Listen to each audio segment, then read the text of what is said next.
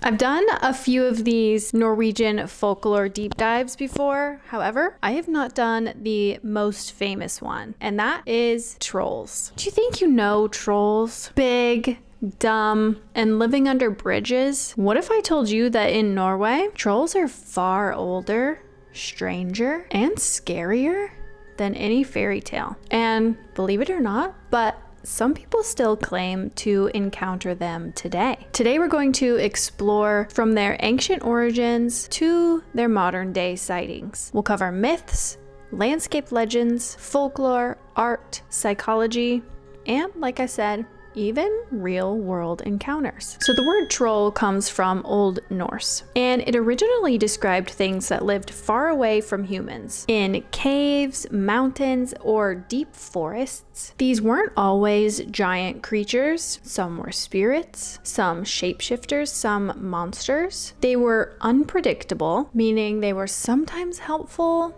but they were oftentimes dangerous. Some linguists have even traced the term all the way back to Proto-Germanic trullan, meaning to tread or step on, hinting at their connection to the earth. Trolls were thought to embody the power and danger of nature itself, a way for early Norse societies to explain the unknown wilderness. In Norse mythology, trolls are often linked to the Jotun or giants. Like I said, they were not always evil, but they were powerful and they opposed the gods in myths. Trolls were thought to be connected to places where humans often feared to go. You can think of them as the personification of nature's dangers, untamed, mysterious, and awe-inspiring. And unlike elves or dwarves, trolls were not civilized or helpful. Most of the time they were raw, wild, and unpredictable. In the 19th century, folklorists Asbjørnsen and Moe collected hundreds of stories featuring trolls. Tales like The Three Billy Goats Gruff present trolls as bridge-dwelling monsters demanding tolls. Other stories describe trolls as kidnapping humans, tricking villagers, or eating children. And as we well know, folk tales often gave moral lessons. Don't wander into the wild alone. Respect nature and be clever. Trolls are scary, but also a way to explain the dangers of mountains and forests before modern maps or roads. Interestingly, trolls could also be funny or foolish, sometimes greedy, and sometimes easily tricked. This duality makes them the perfect character for teaching lessons while also entertaining. And not all trolls are the same. Folklore describes many types. You have mountain trolls. These are the huge, slow, stone-like, turn to rock in sunlight kind of trolls. You have the forest trolls. They're smaller, a little bit mischievous, and sometimes invisible. You have the sea trolls. They lurk near fjords, sometimes causing storms. And you have Huldra, which is one of the creatures of folklore we have gone over on this channel. It's a troll-like forest woman, often beautiful, but with a cow's tail, luring men into danger. Trolls often have exaggerated features.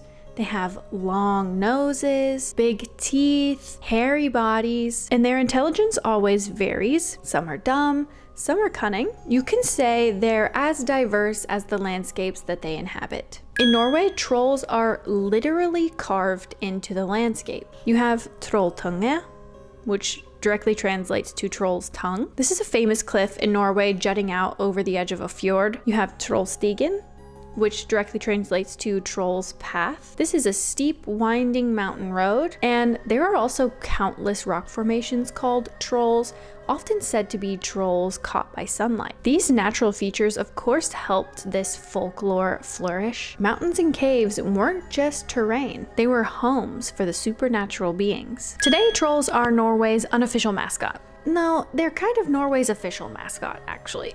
They appear in movies, books, games, and pretty much all Norwegian souvenirs. But notice the difference. Trolls have gone from terrifying to something cute or comical. Modern trolls, in my opinion, reflect this changing attitude. They went from what people feared about the natural world to now what people celebrate about the natural world. And their symbolism isn't just historical, it resonates in art, literature, and even modern psychology. So artists like Theodor Kittelsen and Jan Bauer gave trolls a visual identity. Haunting, monstrous, yet oddly poetic. Their illustrations shaped our modern idea of trolls and have kept these legends alive in Norwegian culture. Psychologically, trolls represent human fears, the unknown, danger, or inner conflict. Folktales often involve humans outsmarting trolls, reflecting the need for courage, intelligence, and problem solving. And some people claim to have encountered trolls even today. Reddit, local folklore, and personal accounts describe seeing giant figures in forests, hearing strange noises in mountains, or stumbling upon stone-like formations that seem too realistic. One chilling account comes from a hiker in Norway's Østfold region. While trekking through a dense forest, they reported hearing heavy footsteps behind them, despite being alone. Turning around, they glimpsed a massive, shadowy figure disappearing into the trees. The hiker, shaken, described the creature as having a hunched back and glowing eyes. In another eerie tale, a group of campers in the mountains near Røros awoke to find their tents torn apart and large humanoid footprints leading into the woods. The air was thick with an unnatural silence, and the temperature had dropped significantly overnight. They left hastily, but the mystery of the footprints remains unsolved. Then there's the story from the village of Dovra. Locals speak of a massive troll that roams the mountains, especially during the winter months. One night, a shepherd reported hearing deep growls and seeing a large figure silhouetted against the moonlit snow. The creature's eyes were said to glow with an otherworldly light, and its presence was accompanied by a foul stench. These accounts, though anecdotal, have left many wondering, are they merely the product of folklore and imagination? Or is there something more lurking in Norway's wilds? Whether these stories are based on real encounters or are simply tales passed down through generations, they continue to terrify and captivate those who hear them. Trolls have inspired stories worldwide, from Tolkien's trolls to modern fantasy games. Their universal themes, nature, danger, cleverness, fear, resonate across cultures. So next time you see a troll figurine, remember they're more than cute souvenirs. They're ancient legends, nature spirits, and symbols of Norway's wild heart. Don't forget to like, subscribe, comment, share, all of those really nice things that help support me and my channel, and be sure to do it before the troll under the bridge notices you. Thanks for watching, and I'll see you in the next one. Bye.